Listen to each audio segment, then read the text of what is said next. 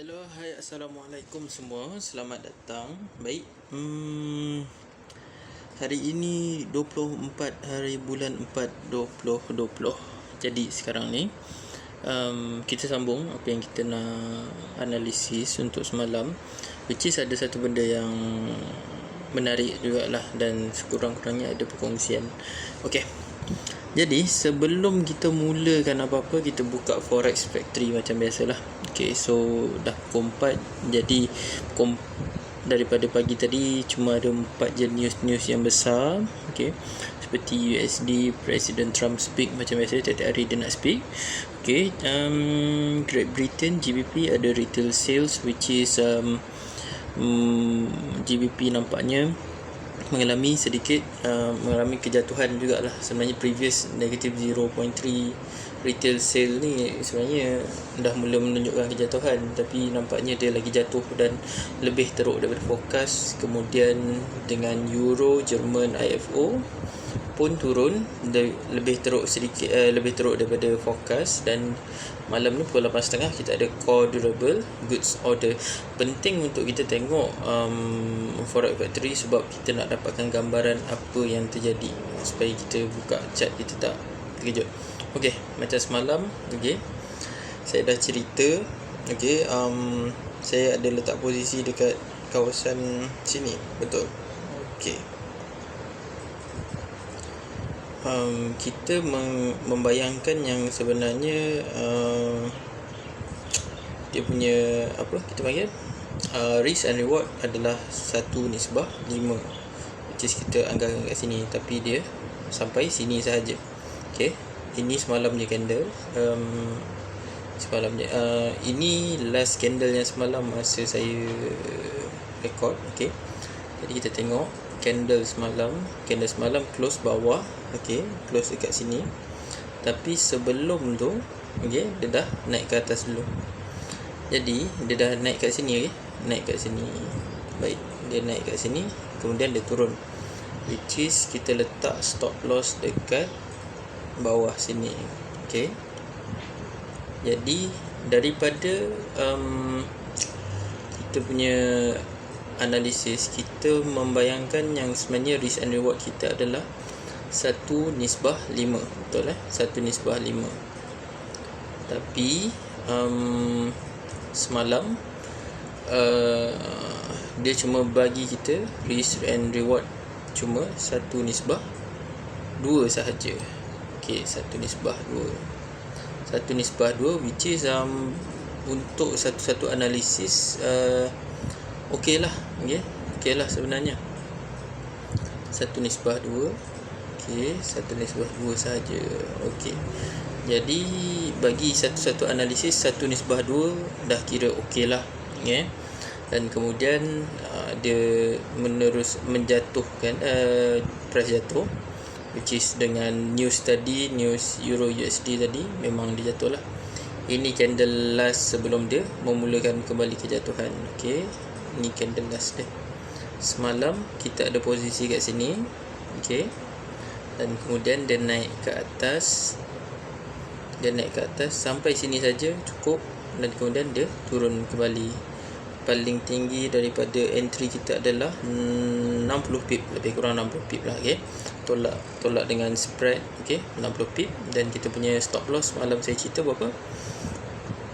Alright, 30 pip lebih kurang saya letak di sini semalam. Okey, saya letak di sini semalam.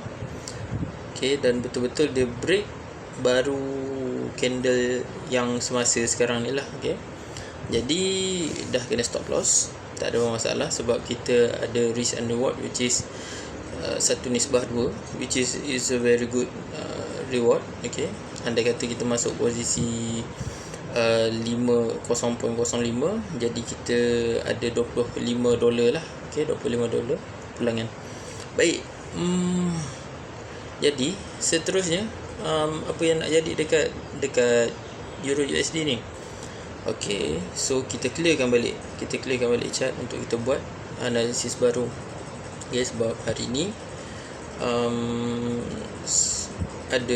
masih ada news untuk USD, so dan kita nak tahu kat mana dia nak pergi. Jadi macam biasa kita mulakan balik daripada monthly nampaknya satu candle yang sangat-sangat besar, satu candle yang agak kalau anda kata nak close, jadi kemungkinan boleh jadi candle yang kukuh sebab dia punya shadow dekat bahagian atas, shadow open dia tu sikit je, jadi kemungkinan dia boleh turun lagi ke bawah. Okey, kalau dia turun ke bawah, kita akan tengok kawasan-kawasan untuk untuk buy. Kita ada kawasan sini. Okey, baik, jadi kita ada, dia dah masuk dah. Okey, jadi kita tak nak tengok situ, kita nak cari kawasan buy. Baik, kita nak cari kawasan buy. Jadi kalau kita nak cari kawasan buy, tengok weekly apa yang dia buat. Okey, untuk weekly kemungkinan besar dia akan habis juga dengan candle kukuh, which is candle yang ada shadow yang kecil sahaja. Shadow ni, tapi ini sebenarnya besar. Shadow yang kecil kalau kukuh, okey, yang kukuh macam ni ke ataupun macam ni ke, macam ni, ini betul-betul menunjukkan memang dia nak turun lagi. Jadi cari peluang untuk sell kalau macam ni. Ini, okey, kalau yang ini cari peluang untuk sell, confirm ada untuk next week. Okey, untuk next week. Tapi analisis teknikal ada teknikal, tapi jangan lupa pula untuk check sekali Forex Factory ataupun data-data semasa. Okey, weekly kat sini kita tengok dulu kalau ada apa-apa support atau resistance yang significant. Tak ada. Okey, bukan tak ada, tapi support and resistance dia sangat-sangat kacau bilau lah. Okey, jadi kita tak perlu nak cari dekat weekly tak ada, jadi kita check dekat daily. Kita ada kat mana sekarang ni? Okey, dah berapa hari dia teruskan kejatuhan dia. Okey, untuk Euro USD, jadi kita nak check peluang buy okay. Right, ada tak apa-apa? Candle ni tak tutup lagi, jadi kita tak boleh nak buat lagi. Tak ada. Kalau kita nak cari peluang untuk buy pun masih kita nak cari peluang untuk sell pun masih tak ada. Jadi dekat atas pun tak ada lagi significant support, significant resistance, tak ada, kecuali kat sini. Ini breakout at the beginning. Okay, so support at the beginning, resistance at the beginning. Okay, sorry. Kalau kat sini kita kena tunggu dia naik jauh lagi dia nak naik. Kalau dia nak naik pun ada 400 pip lagi, 400 nak masuk ke 400 setengah pip, 450 pip. Jadi nanti dulu kita cari weekly hour. Kalau nak masuk, betul-betul nak masuk. Okay,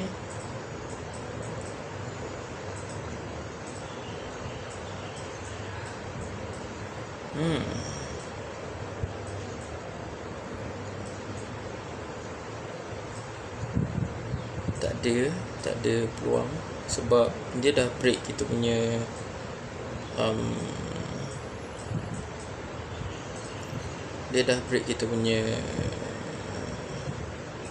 support, jadi kita tak boleh lah nak masuk lagi. Betul. Okey, kita dah tak boleh nak masuk lagi.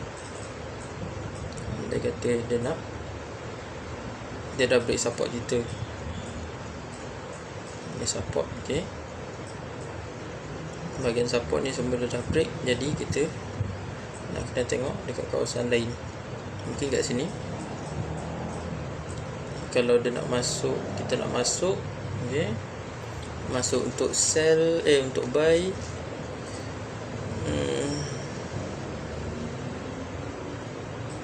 Saya akan perhatikan dekat kawasan-kawasan sini, dekat kawasan 1096. Okey, kalau ada apa-apa ni lah, Ni untuk hour. Kalau hour biasanya daily lah, intraday lah. Okey. Jadi kalau betul ada dekat sini, kita ada satu kawasan supply yang masih lagi fresh. Supply masih lagi fresh kat sini. Saya tunjukkan.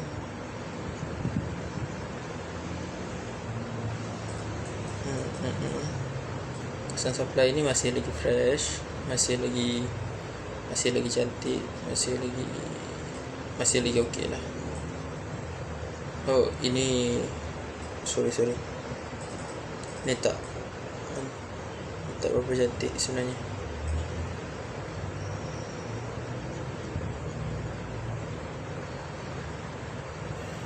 Dia ada buat 2 candle kat sini. So dan sini boleh masuk kalau anda kata dia sampai. Kalau betul dia sampai lah dekat kawasan sini. Kawasan sini boleh masuk. Kita tunggu je kat kawasan situ kalau dia datang. Okey. Tak pasti lagi risk and reward sebab tak ada.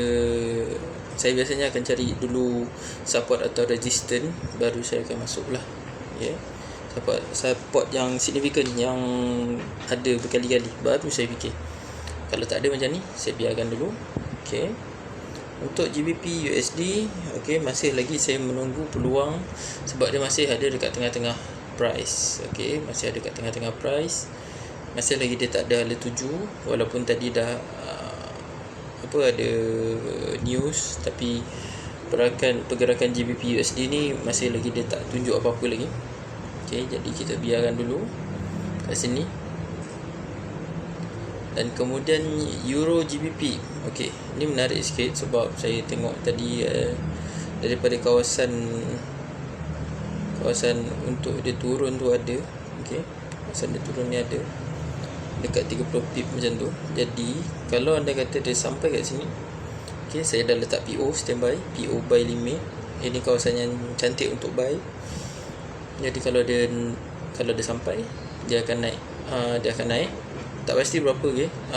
Paling kurang dia akan naik kalau daripada sini. Okey. Lebih kurang dalam 160 pip, dan dia punya stop loss saya letak 50 pip macam tu. Stop loss saya letak 50 pip. Okey. Jadi saya mungkin risk and reward dia yang saya jangkakan adalah paling tinggi sekalipun 150 pip. Okey, jadi risk and reward dia adalah 1:3. Okey, ni paling tinggi dia boleh pergi lah. Okey, kalau betul dia nak pergi. Kalau tak, dia mungkin akan ada kat sini. Kita perhatikan support dan resistance atau paling tinggi dia boleh pergi dekat kawasan sini. Okey, pip dia 600 pip. Jadi risk and reward dia akan jadi 1:13. Sekejap kalau betul. Sekejap kena tengok dulu. Kalkulator 600 bahagi 50. Okey, risk and reward dia jadi 1:12. Okey, 1:12. Okey, baik. Jadi itu sahaja untuk hari ni. Besok hari Sabtu. Jadi kalau hari Sabtu biasanya saya akan buat analisis keseluruhan lah. Okey, analisa keseluruhan. Untuk siapa yang follow ataupun siapa yang ada ikut Euro USD, risk and reward tadi adalah 1:2. Jadi alhamdulillah, saya biarkan je sebenarnya. Saya biarkan je. Dia kata dia nak sampai ke reward.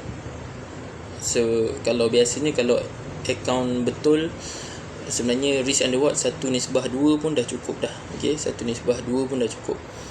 Sebab okey lah kan. Okey, kita riskkan satu daripada kita riskkan. Kalau contoh anda ada $100, okey, $100. Ni pengiraan risk and reward okey, anda ada 100 USD. Okey, dengan nisbah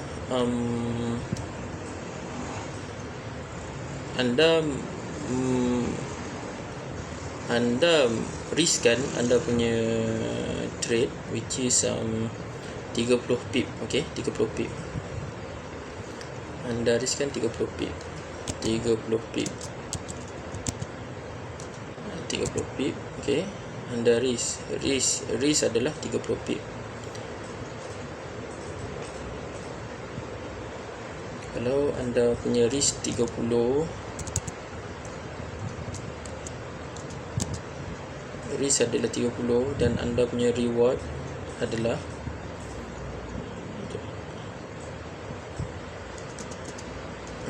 anda adalah reward anda 60 pip. Okey, ini satu nisbah 2. Okay? Kita anggarkan 60 pip.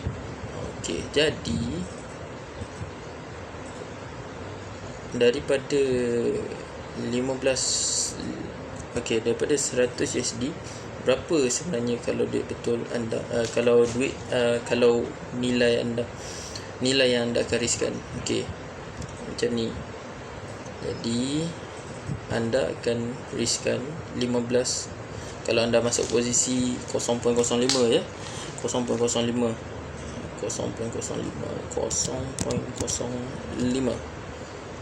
Okey, ini posisi anda masuk satu je.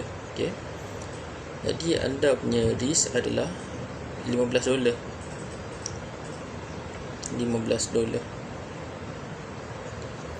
Risk anda $15. Okey, $15. Okey, dan kemudian anda punya reward adalah